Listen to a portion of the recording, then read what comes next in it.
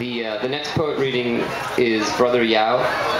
Some of you may know him as Hope S. Glover III. He received his MFA in poetry at the University of Maryland, and he's currently a professor in the English department at Bowie State. He resides in Glendale with his wife and 3 children. His work has appeared in numerous national publications, including the African American Review, Beltway Quarterly, Review of Poetry, Crab Orchard Review. He has something that just came out last month or 2 months ago on Spectre Online, which is an online literary magazine out of Brooklyn, and it's a performance of one of his earlier poems set to more of a hip-hop. Well, it's to a guitar, but it's to a hip-hop rhythm. So you should check that out on Spectre, or you can just Google Brother Yao and you get that poem. He's also had work in Testimony and, of course, in Smartish Pace. We published him, I think, 5 or 6 years ago when he submitted poems for one of our contests and was a finalist. And he read for us like 5 or 6 years ago as well, so it's great to have him back. I'm really excited to hear him read again, Brother Yao.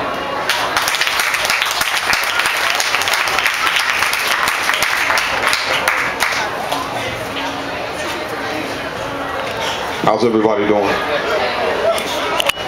Yeah, thanks to Stefan,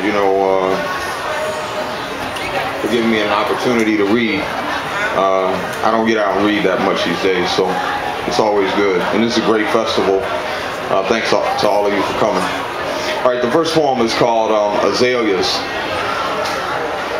1. Late at night, I went back in April to see them.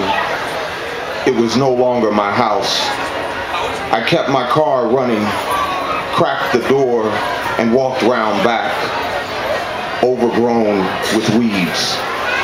2. The yard looked the same. I had to get close to see them. White blooms less than last year. The limbs that died, fingering their way through the dark. The years I tended the lawn, they cracked under my hand. Early in spring, I removed what winter took, screaming the new season, busy in my sweat. 3. They continue to grow without me, the house still and vacant, with paper posted on the door. The banks are coming, the collectors are coming to collect what they are owed, what they are due. But the flowers, still there, white blooms in the night, almost completely covered by the darkness.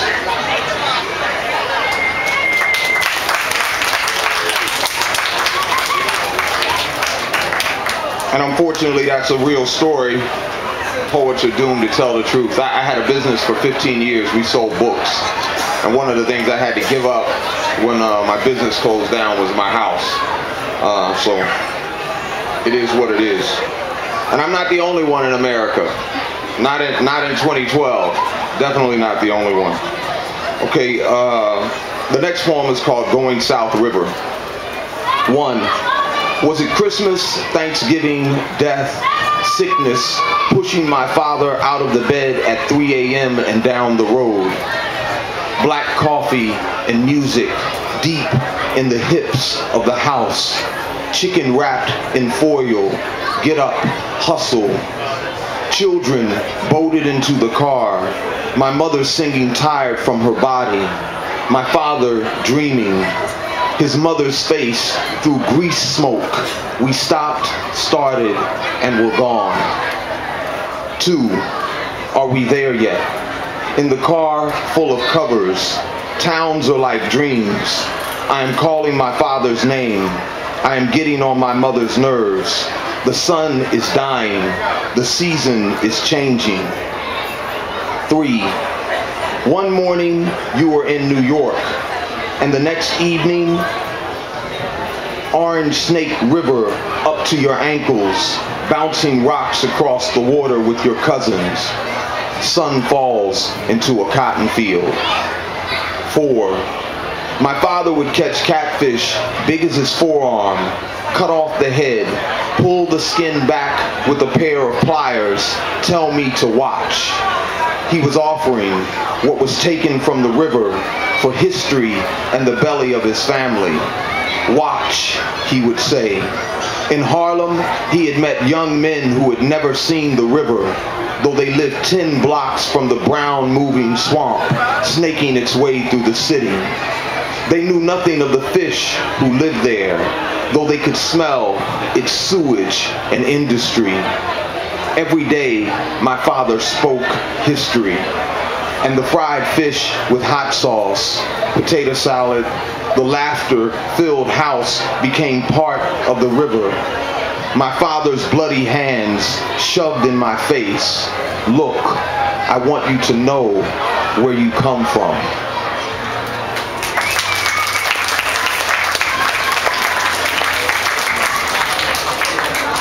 And this is a poem called 39. Let's check my time.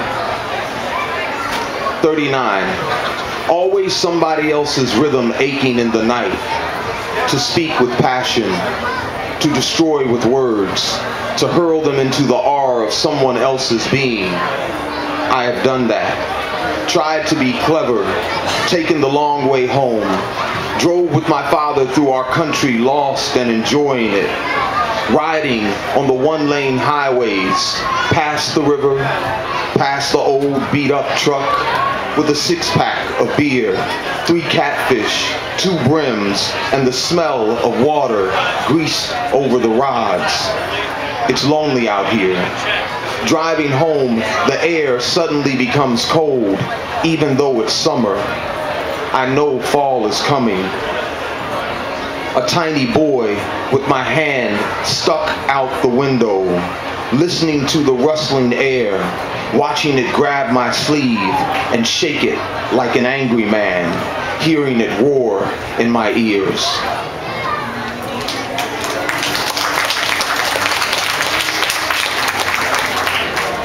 And I guess you can tell that a lot of the poems, I lost my father when I was, about 24 years old, right when I was starting my business. And so I always sort of return to a lot of the memories with him. Especially, you look at your children and you see, the world that he would have seen. So, there's a fair amount of things that deal with that. This is a poem called Buttoning My Shirt. In the morning, in the mirror, my father ties his tie after he runs the razor across his cheek. Tiny nick, blood, Band-Aid. I watch his back. See his face in the mirror and learn how to stare the day down like dudes trying to take my smile from me. Rip it off my face. My shirt on my back falls loose like I'm cool until I button the circles with eyes and it tightens until I get to my neck, my throat, tie the knot.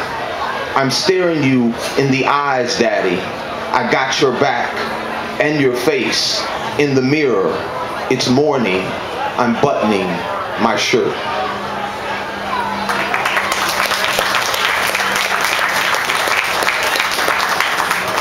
And this is called Tomatoes.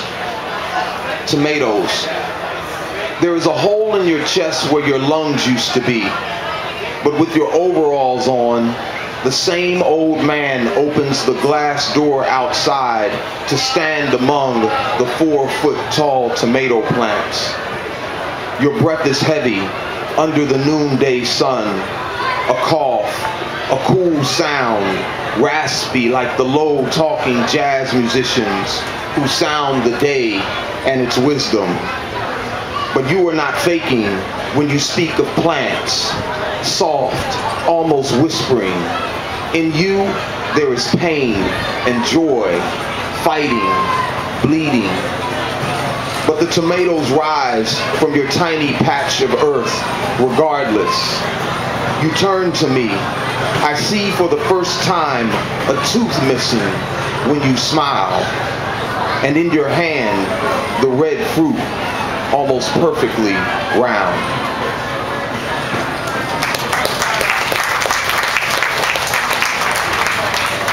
And I'll read one last poem, which is a poem that I wrote a couple years ago about New Orleans.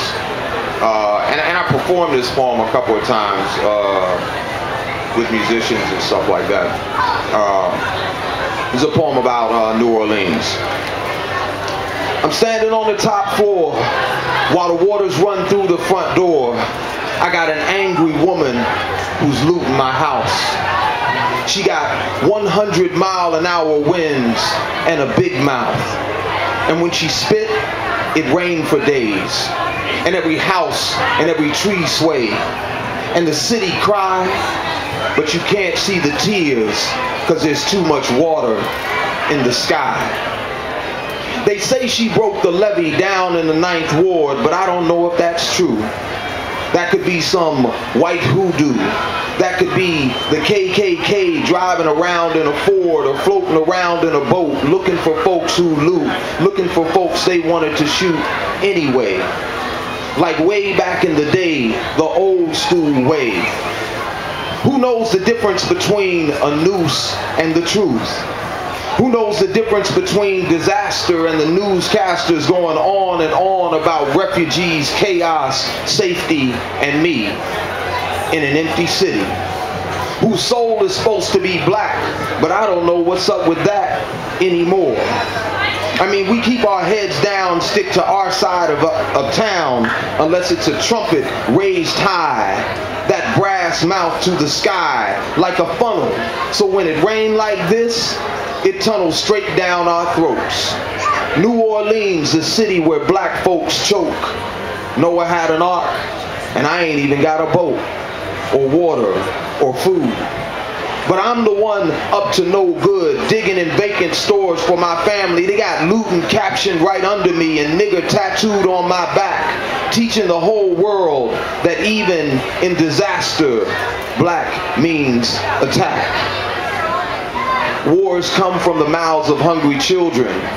All the guns and anthems come down to this: a baby's thirsty lips parted open, or a black woman's stomach grumbling.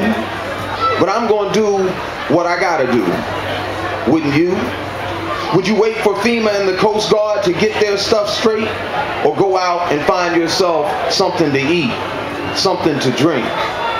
Take all the history with lynchings and mobs, black folks up in trees. Take the 102 degrees of the hottest summer day, Tuskegee experiments, and put it all on repeat. Right here, right now, down in the dirty South.